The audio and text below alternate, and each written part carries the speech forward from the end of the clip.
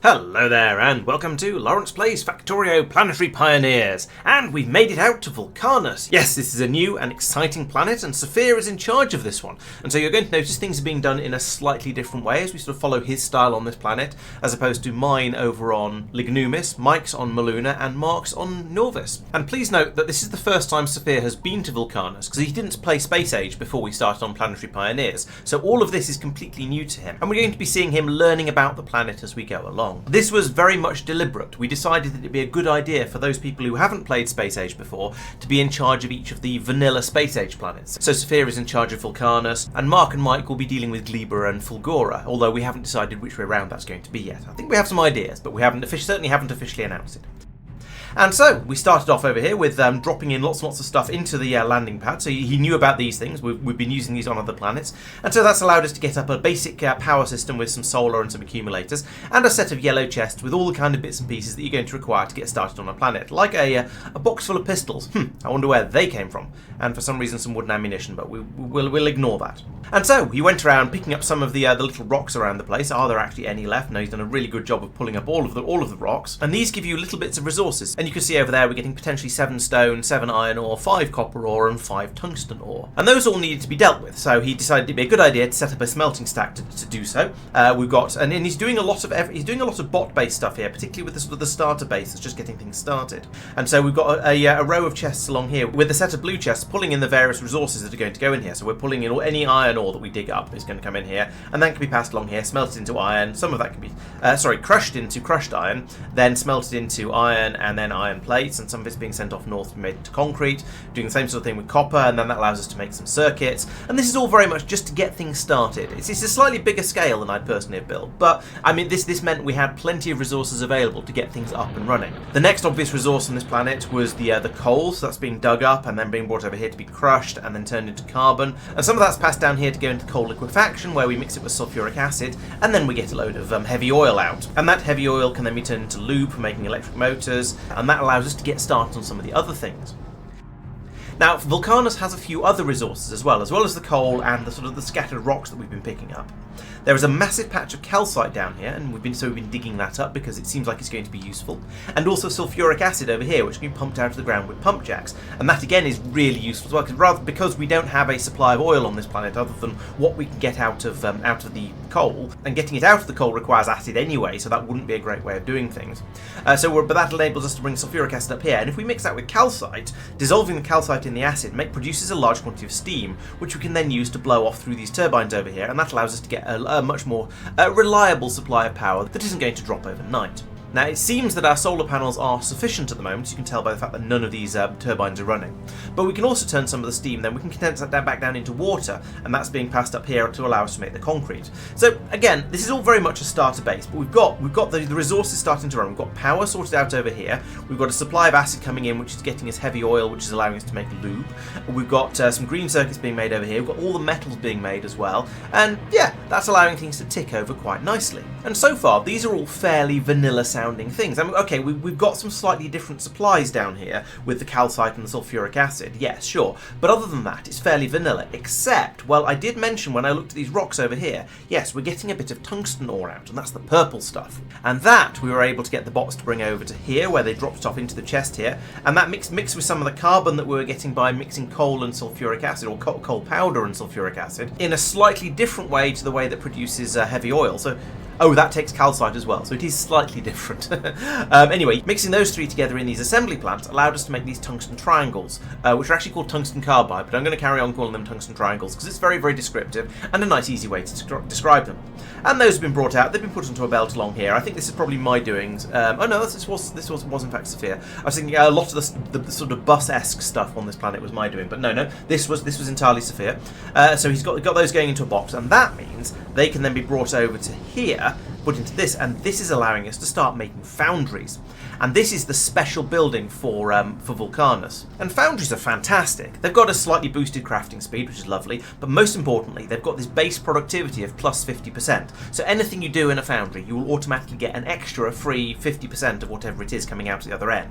And if you put productivity modules in, that adds in even further, so you can get up to 70-80% quite easily. They're only buildable on Vulcanus, but once you've made them, you can take them off to other places as well. So we'll probably start using these colonies and a few other places around the solar system as well. And that's great. But one of the things about all of these special buildings in Factorio seems to be that they can make themselves. So once you've got your first foundry, you can then use that to make your second and your third and so on foundries, because then you get the productivity bonus on actually making the buildings, which is absolutely fantastic. Normally you can't get productivity bonuses on buildings because they count as an end product, and so productivity modules don't work on them. But if you build it in one of these special buildings that always has that 50% productivity bonus, then you still do get the productivity bonus, and a third of your foundries are free. However, that's not the most exciting thing about foundries. The most exciting thing about foundries is they can take in lava. So we're able to use one of these offshore pumps here to pull lava out of these puddles in the ground, and we can pass it up these pipes. Let's not think about the fact that we're pulling out lava and then running it through iron pipes. But yeah, anyway, that happens.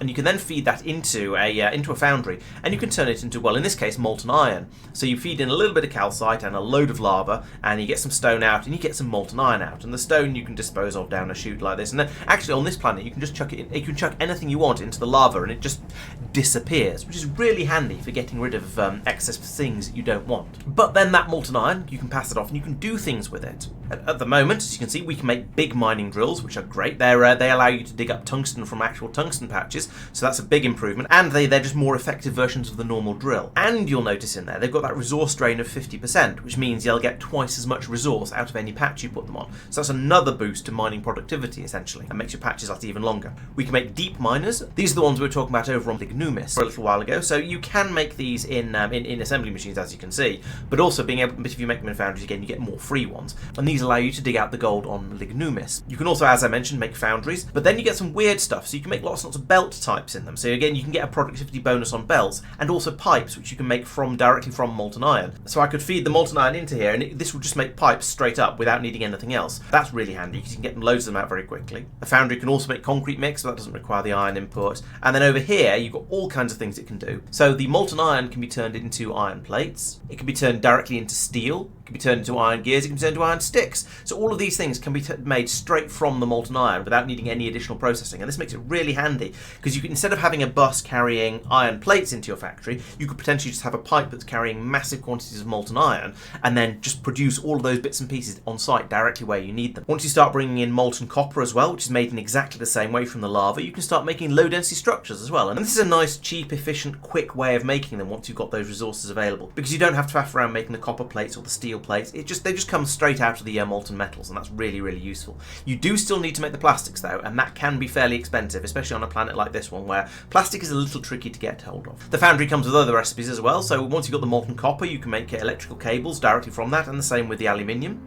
and the gold plates as well, and copper plates, and apparently molten glass as well, although we haven't even looked at that yet. You can make concrete mix from molten iron, and then you have various other recipes for making the molten copper and molten iron. So the molten iron and molten copper can be made straight from lava. Concrete mix can be made from lava. Interesting, I didn't know that. I think might have been making it from molten iron instead, so that's going to be one that's worth playing with. But then also there's an additional recipe for making molten iron and molten aluminium and molten copper, and these ones go from the crushed ore and calcite. And so this is how you're able to make molten metals on other planets where you don't have a ready supply of lava available. So all in all, the foundries are quite exciting, and this has allowed us to start thinking about going out and getting other resources from this planet.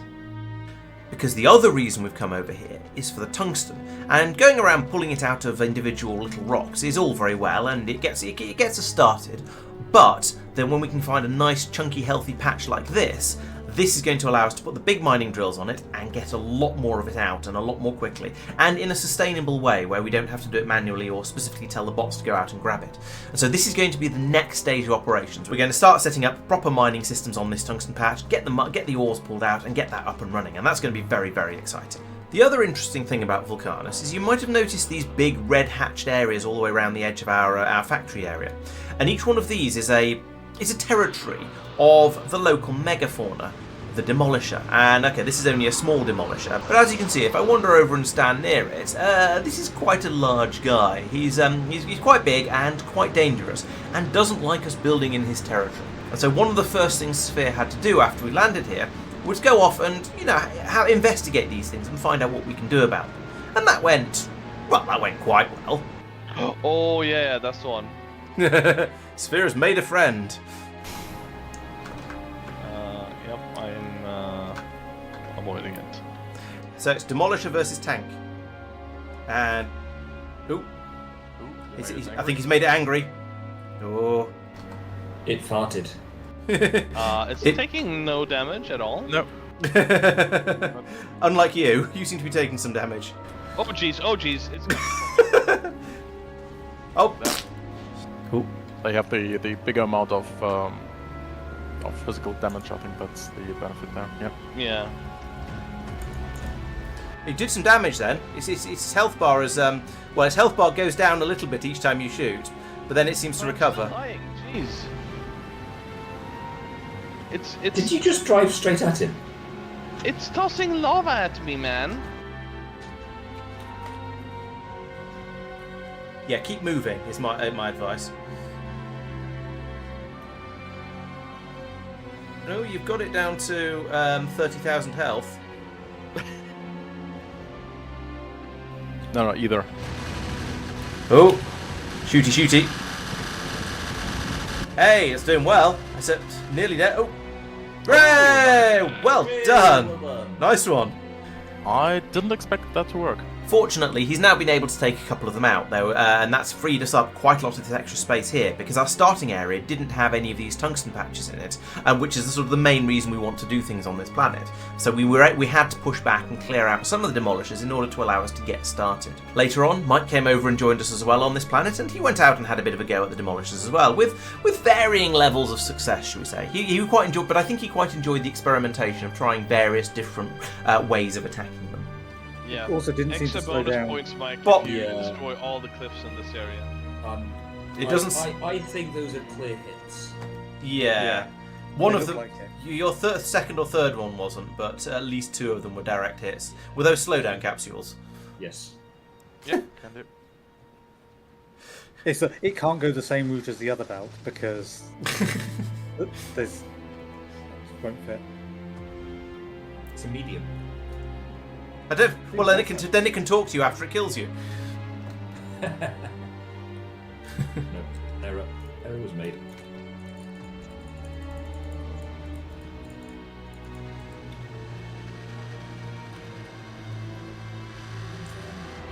Boom. There we are.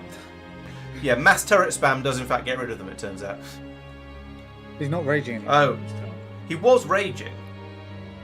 I thought there was still a big He circle may thing be around him. storming off in disgust. Yeah, maybe that's what it is. It's just very stupid. Okay, now he's raging. Pop. Now he's not. Ooh, there's one. There's two. That's quite a size difference. How big are you? That's a medium and a small. Okay, the mediums are a lot Ooh. bigger than the smalls. I hadn't realised quite how much of a size difference there was. Yeah. That is big. I knew that. I understood they were bigger because they're called mediums and the other ones are called smalls. But I hadn't realised quite how much of a difference there was between them. And so, moving on from our starter base, we then did some expansion. Safir has set up a robo-mall over here. This is using the same blueprints as he had on the one down on Norvis that you've seen that's being fed by the LTN system. This one is not being fed by the LTN system. We've just got the resources being brought in from nearby. But this is allowing us to build up all the bits and pieces we need in order to expand the factory out, which is lovely. And expand it, oh boy, expand it we certainly have. We've now got big mining drills available in large quantities, so they're pulling up huge amounts of coal, and then that's being fed off to lots and lots of coal liquefaction areas where we're producing lots and lots of heavy oil, which can then be processed and turned into, well, over here we're turning it into petroleum gas in order to then bring it up here and turn it into plastic, because we need quite a lot of that. The bus area has been expanded to produce lumber and wooden gears and so on, which is allowing us to now produce all of the various types of wooden belts and then upgrade those in the foundries, as I was discussing earlier, into the yellow, red and blue belts. So we've got supplies of all of those around. And as you can see by the lack of output boxes down here, we're not bothering to use the brown or yellow belts at all on this planet. We're going to be using reds or blues depending on what's available, what we think we need. And with all of that heavy oil being produced, we're making lube in decent quantities, although I think we're going to need to expand that. And that's allowing us to make some electric motors as well. And we've also massively expanded the lava production system. So we've got lava coming out here, we are making concrete mix directly from lava. That's good to see. And then from that, the lava is also being passed up here to make copper and iron, which is making all the things I was talking about earlier. So we've got steel and iron and pipes and sticks and cogs and then the mining drills up here and the big powerful crushers as well, which is also allowing and also making some steel up here.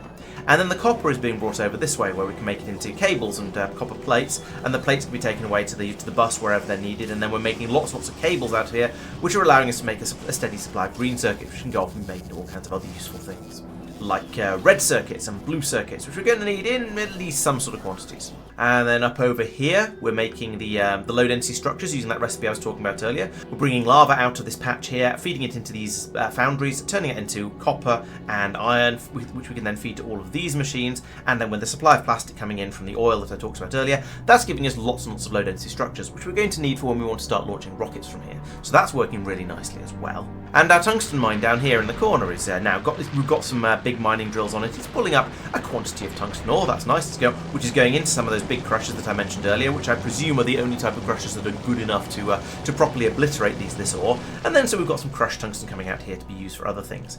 However, I'm not going to talk about that just yet, because this is quite a good summary of all of the sort of the vanilla-esque things, apart from the little bit of tungsten, and talking about how they're done on Vulcanus. So we've talked about making the basic metals, iron and copper, but except making them from lava because that's the new Vulcanian thing, and then making the circuits and making the belts and making oil, doing oil processing and all of that sort of stuff. All of the sort of the basic standard Norvian things. I think that's quite a nice place to stop this video, because in next Thursday's video, I'm going to talk about the more specifically Vulcanan things, so making the science pack out here and some other stuff as well. So I think this is a good place to draw the line. Thank you very much for watching. I hope you've enjoyed the video. I will be back, as I say, next Thursday with the other half of talking about Vulcanus, and on Friday with who knows what else, because there'll be another video coming out then. We'll all be back on Monday, all 5 of us, for the next stream where we'll be carrying on beating our heads against another planet, and I'll be back on Wednesday as well to play some more Foundry. And I'm a little bit excited at the moment because I've just found a mod that allows me to do copy-paste in Foundry, and so I think that's going to make the game a lot more playable for me and a lot less frustrating. So, thank you very much for watching. I hope you've enjoyed the video. Please make sure you subscribe so you don't miss out on everything that's going on the channel. And so, I'll see you next time. Thanks for watching. Bye-bye.